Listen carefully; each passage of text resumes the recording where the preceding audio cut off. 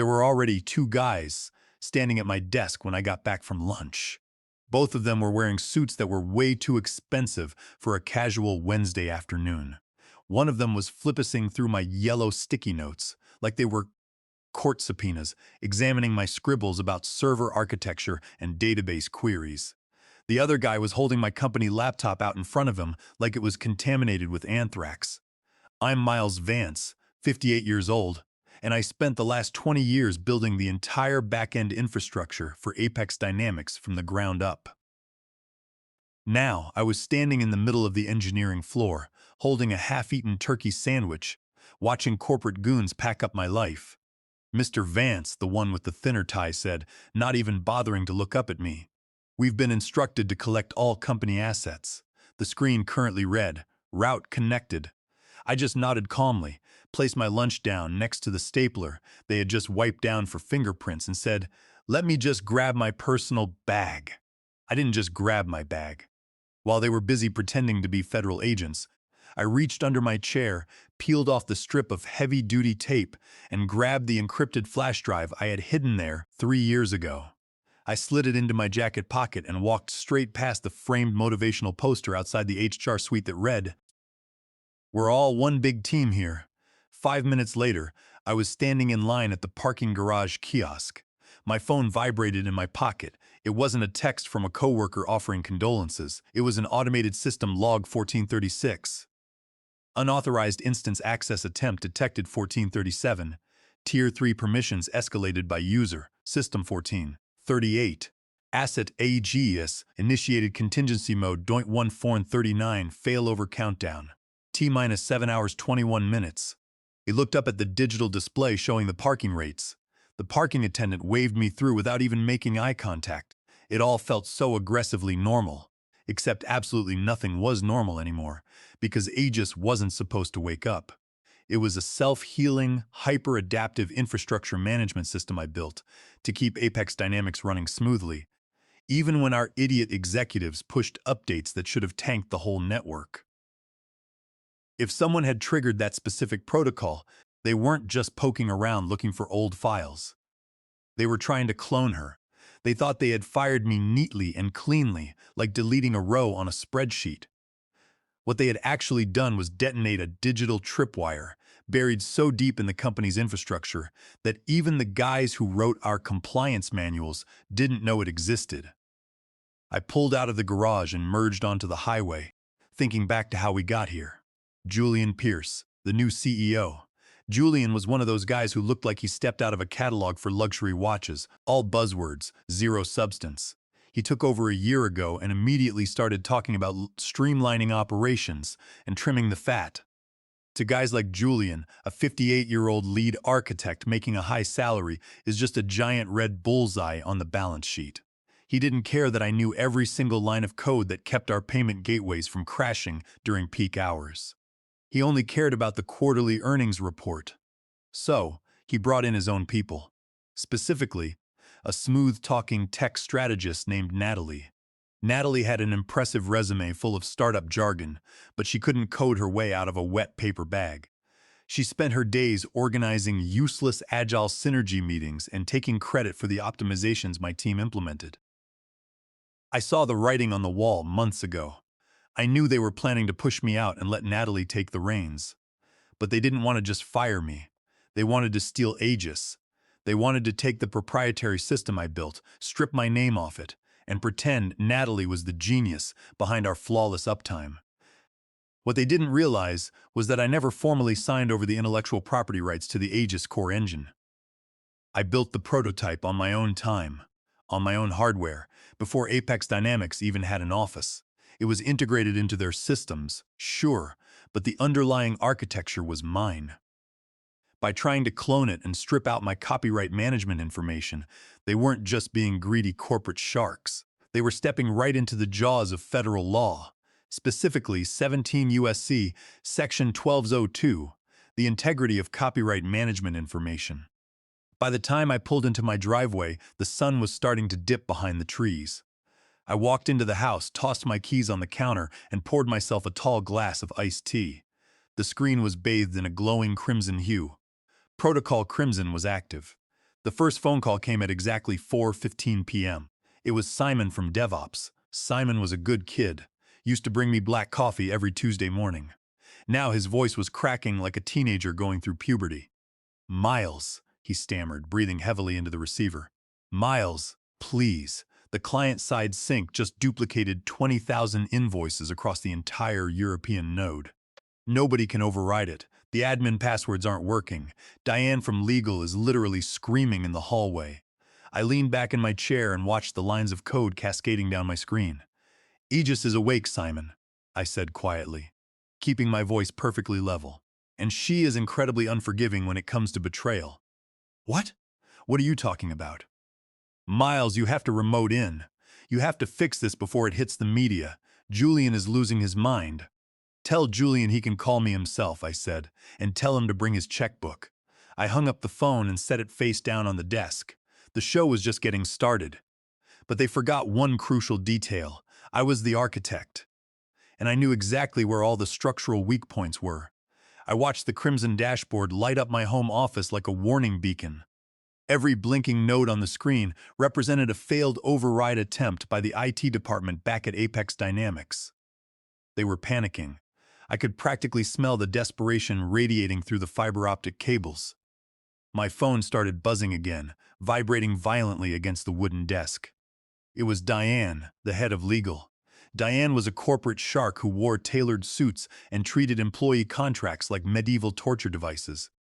If she was calling me directly, instead of sending an underling, things were already spectacularly bad. "Simon, Miles, please. The billing loop is getting worse. It just charged our biggest enterprise client in Germany for 72 years of server hosting in advance. Their finance team is threatening to sue us into oblivion." I chuckled, picked up the phone, and typed back, "Did you try turning it off and turning it back on again?" "Simon, not funny, man. Natalie is in the server room right now trying to physically yank the drive arrays. She thinks she can hard reset the primary cluster." I shook my head, feeling a mixture of pity and intense satisfaction, the golden child. Julian had hired her 8 months ago, giving her the newly invented title of Vice President of Infrastructure Strategy. It was a completely hollow role, designed solely to position her above me on the organizational chart. She made pretty PowerPoint presentations that the board of directors could understand without having to think too hard. A month ago, a buddy of mine in IT had accidentally CC'd me on a restricted email thread. It was an internal memo from Natalie to Julian, titled Operation Puppet.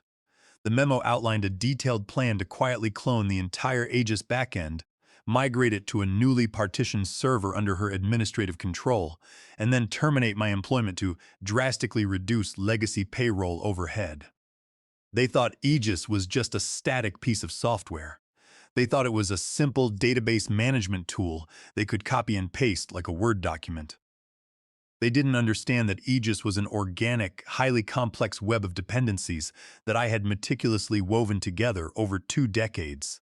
And more importantly, they didn't understand the legal failsafes I had embedded directly into the source code.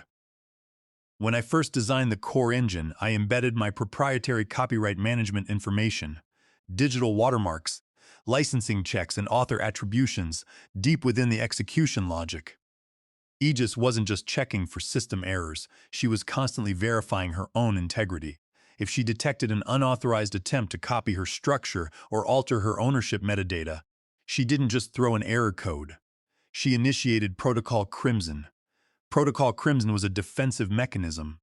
It immediately locked all root access, encrypted the core directories, and began a randomized failover sequence that effectively scrambled the company's automated processes. It wasn't malicious malware. It was a protective lockdown to prevent intellectual property theft. It was the digital equivalent of an ink tag exploding on a stolen piece of clothing. The phone rang again. Diane from legal. This time I decided to answer. "Miles, this is Diane from the legal department." Her voice was sharp, tight, and completely devoid of her usual patronizing corporate warmth. "I am formally instructing you to cease and desist all unauthorized interference with company property immediately. We have reason to believe you have maliciously sabotaged the Apex Dynamics internal network." "Hello to you too, Diane," I said. I'm having a great evening, thanks for asking. How's the weather back at the office? I hear there's a bit of a storm rolling through. This isn't a game, Miles, she snapped. Julian is prepared to contact the authorities. What you're doing is a direct violation of the Computer Fraud and Abuse Act. You are intentionally causing damage to a protected computer system. If you don't provide us with the root passwords and disable whatever virus you've planted, we will press federal charges and sue you for every penny you're worth.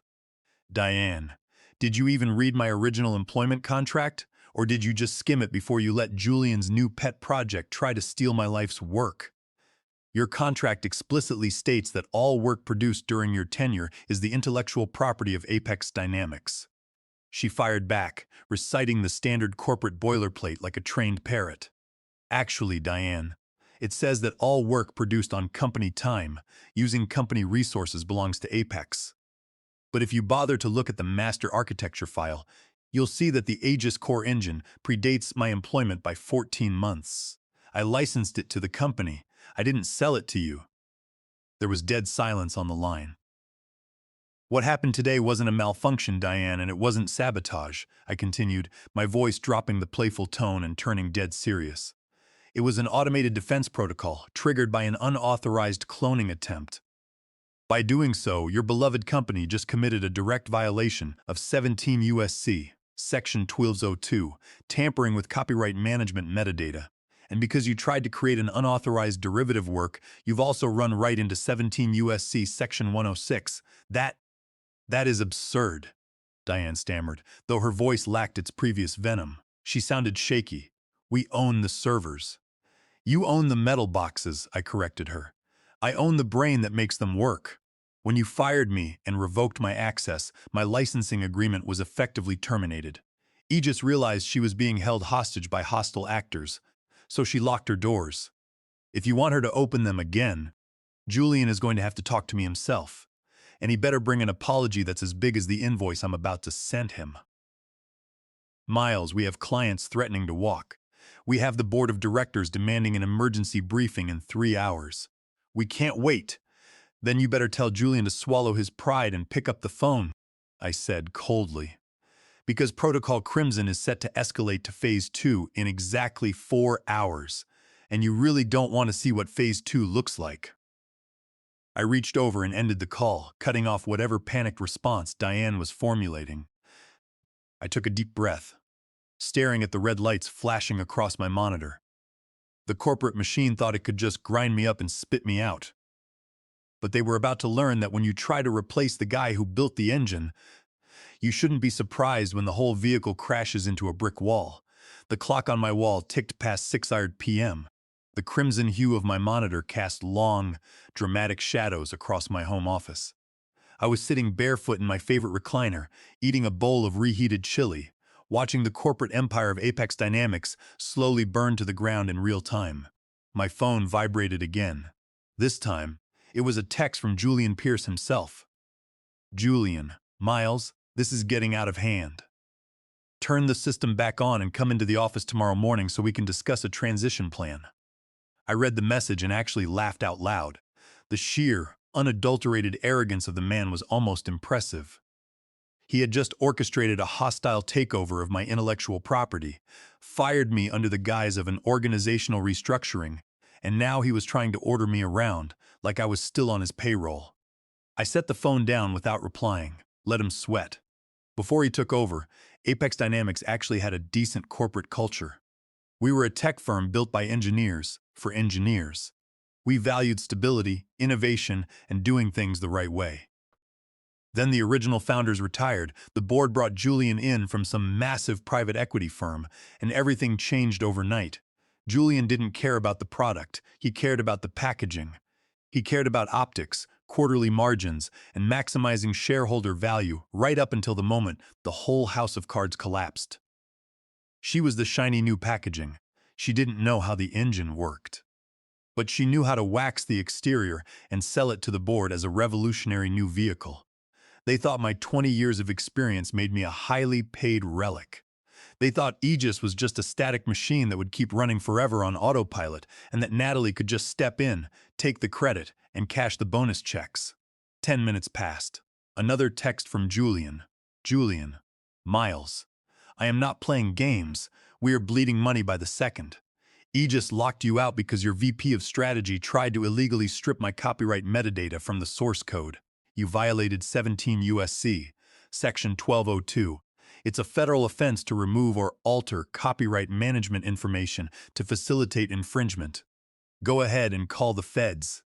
I'm sure the FBI would love to look at the Operation Puppet emails you and Natalie have been sending each other. The typing bubble appeared on my screen, vanished, appeared again, and then disappeared completely. Julian was panicking. He realized I wasn't just guessing, I had the receipts. 20 minutes later, an email notification popped up on my laptop.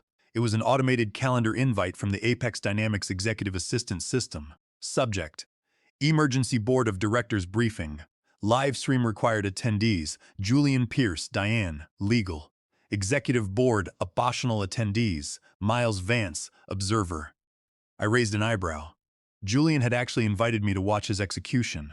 No, wait, that wasn't it. He was inviting me because he thought he could spin this. He thought he could get in front of the board, blame the entire catastrophic failure on a rogue, disgruntled former employee, and use the board's collective weight to intimidate me into handing over the keys. He wanted me to see the massive legal and financial machine he was about to weaponize against me. He had no idea what Protocol Crimson Phase 2 actually was. I clicked accept on the calendar invite and went to the kitchen to grab a beer. I deserved a cold one. At exactly 7:30 p.m., I clicked the secure link to join the live stream. I left my camera off and my microphone muted. The grid of video feeds populated on my screen. There were 12 members of the board, all sitting in various luxurious home offices or mahogany-lined studies, looking incredibly tense. And then there was Julian. He was sitting in the main executive conference room back at headquarters. He looked like a man who had just aged 5 years in the span of 3 hours. His usually pristine tailored suit jacket was draped over the back of his chair. His tie was loosened, his collar unbuttoned, and he was sweating profusely under the harsh fluorescent lights. Diane sat next to him, looking completely rigid, her jaw clenched tight enough to crack a walnut. Noticeably absent from the camera frame was Natalie. The VP of Strategy was nowhere to be found, probably hiding in a server closet, crying over a twisted mess of Ethernet cables she didn't understand. Julian cleared his throat, leaning into the microphone.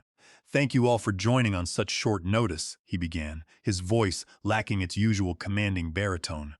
"We are currently experiencing a severe, unprecedented systems anomaly within the core infrastructure." "An anomaly?" barked one of the board members, an older guy named Richard, who always looked like he was smelling something unpleasant. "Julian, the European node is charging clients double every 3 minutes. We have 2 Fortune 500 companies threatening breach of contract lawsuits.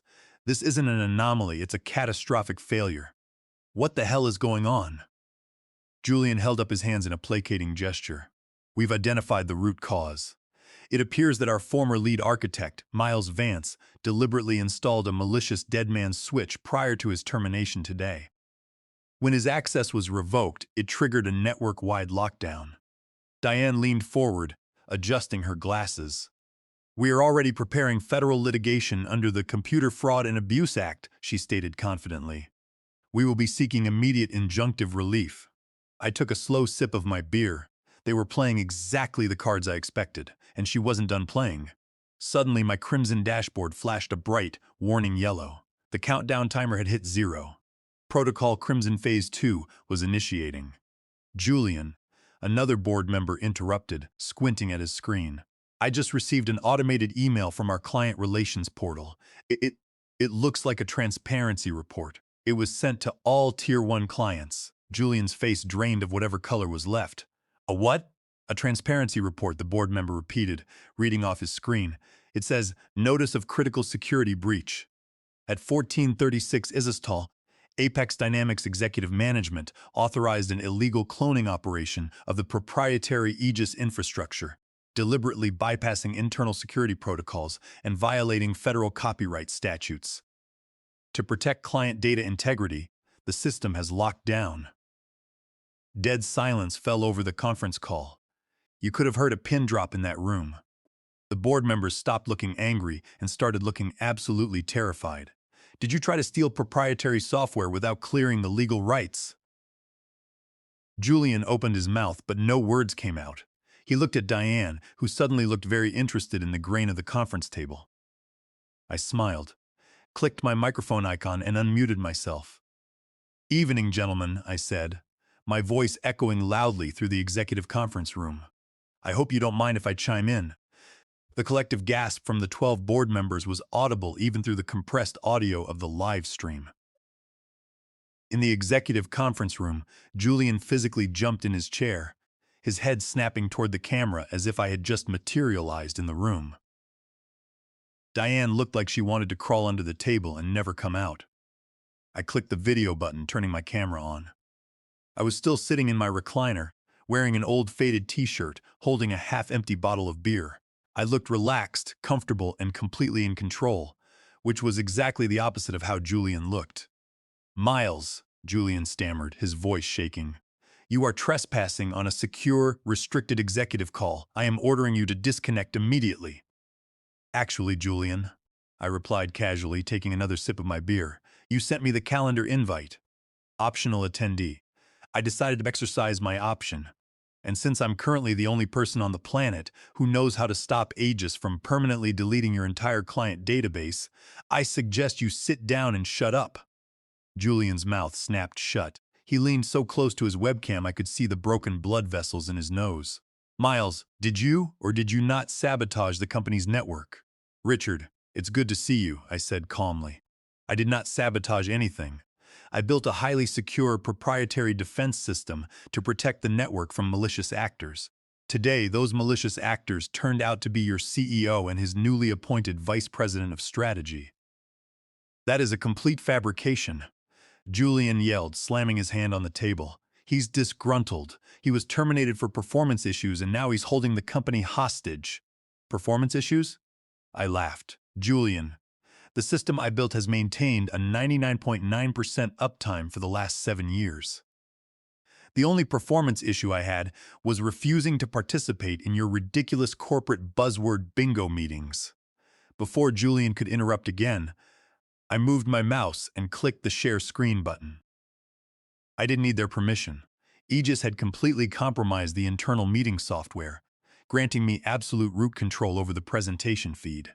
The grid of faces on the screen vanished, replaced by a folder directory I had pulled from the company's supposedly secure internal servers.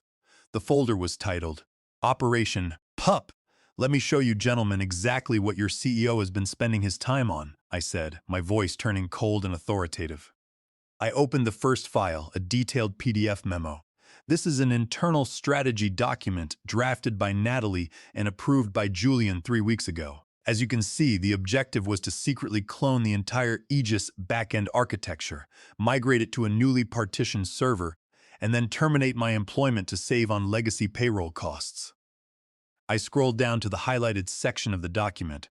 "Look right here. Once the system is replicated, we will strip the existing metadata and rebrand the architecture as an internal Apex Dynamics innovation led by the VP of Strategy." They weren't just trying to fire me, Richard. They were trying to steal my intellectual property and take the credit.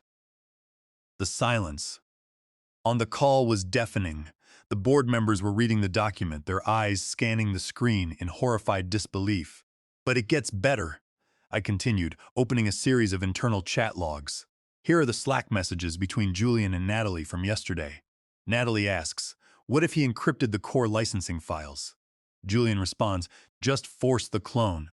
We own the hardware, we own the code. If he complains, we'll bury him in litigation until he runs out of money." I stopped sharing the screen and brought the video grid back up. Julian was pale as a ghost, sweat practically pouring down his forehead. "You see, gentlemen," I explained, leaning forward in my chair, "I never signed over the underlying intellectual property rights to the Aegis core engine. I built the prototype before this company even had a real office. I licensed it to Apex Dynamics. By attempting to force a clone and strip out my copyright management information, Julian didn't just commit a massive breach of contract. Section 1202, Section 106. He exposed this entire company and every single one of you on the board to catastrophic legal liability. Diane, Richard snapped, his voice trembling with fury. Did you review this Operation Puppet? Diane swallowed hard, looking like a deer caught in the headlights. I, I was not consulted on the technical specifics of the System Replication Initiative. I assumed all IP rights had been formally secured. You assumed? Richard bellowed. It's worse than that, I added, driving the final nail into the coffin. When Natalie tried to force the clone, she triggered Aegis's internal defense mechanism, Protocol Crimson. Aegis locked the doors to prevent the theft. But because Julian refused to call me and apologize, the protocol escalated to Phase 2. It just sent automated transparency reports to all your top-tier clients, informing them that Apex Dynamics executive management was engaged in illegal data cloning. Your clients aren't just angry about billing errors anymore. They know your liabilities. Julian lunged for his laptop, frantically clicking his mouse. I'm ending this call. I'm muting him. Aegis owns the network now. He looked at the camera, his eyes wide and hollow. The arrogance was completely gone, replaced by the crushing realization that his entire career was over. So, here is how this is going to work, I said, addressing the board. Aegis is currently holding your entire client database in a highly encrypted failover state. In exactly 2 hours, if she doesn't receive the all-clear authorization code from me, she will initiate Phase 3. She will permanently wipe the European nodes and begin systematically deleting the corporate backups. Apex Dynamics will cease to exist as a functional company by sunrise. What do you want, Miles? Richard asked, his voice completely defeated. We will wire the funds tonight. This isn't about money, Richard, I said. Well, not just about money. This is about taking out the trash. I took a final sip of my beer, set the bottle down, and leaned into the microphone. I have 3 conditions, and they are completely non-negotiable. Condition number 1, I said, holding up a single finger to the webcam. Julian Pierce resigns. Immediately. Right here, right now, live on this call. And the official press release will cite gross executive misconduct and failed oversight. You don't get to spin this as a personal decision to spend more time with your family. Agreed, Richard snapped, without a second of hesitation. He's gone. What else? Condition number 2, I continued, holding up a second finger. Full reinstatement of all my unvested stock options, paid out immediately at today's valuation. Plus a severance package equal to 3 years of my current salary, classified as an intellectual property licensing buyout. I want the paperwork drafted by Diane and signed by the board within the hour. Diane nodded furiously, already pulling up the legal templates on her laptop.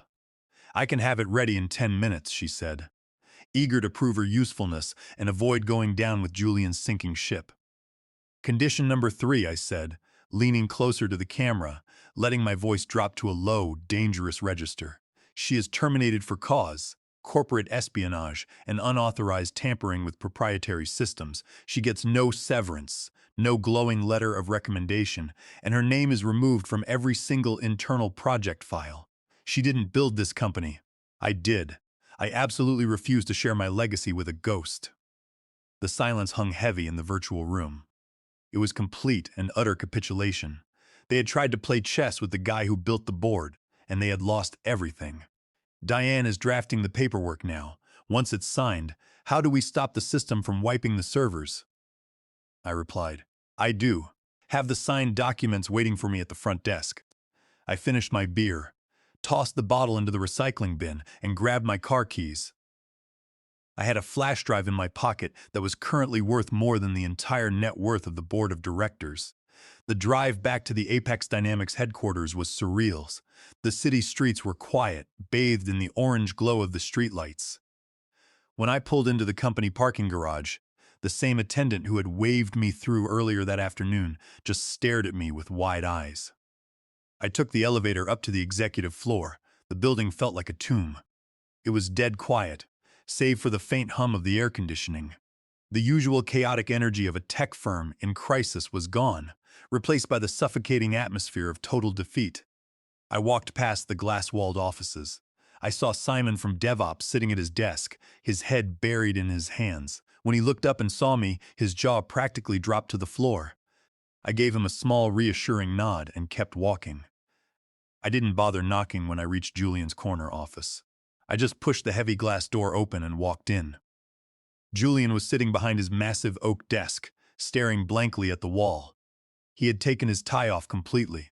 The signed legal documents, my stock options, my severance package, and the licensing agreement were sitting in a neat stack on the edge of the desk.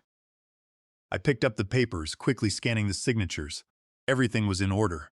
Diane had actually done her job efficiently for once. I folded the documents and slid them into my jacket pocket. Then, I reached into my other pocket and pulled out the small black flash drive. I tossed it onto the desk.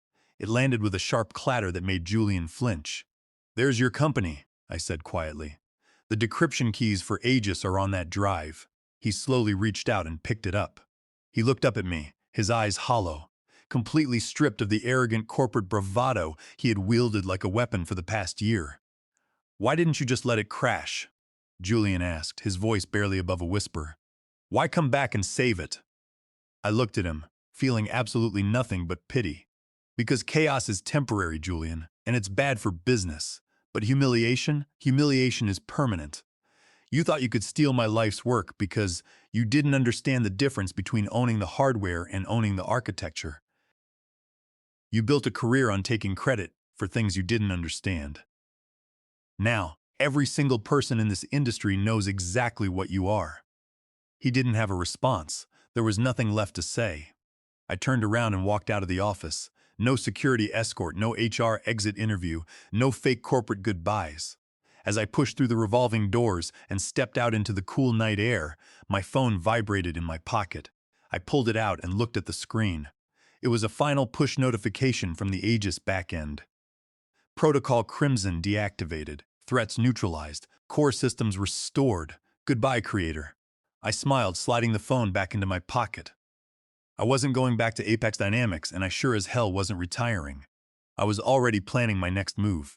A boutique consulting firm, smaller, sharper, and far more lethal.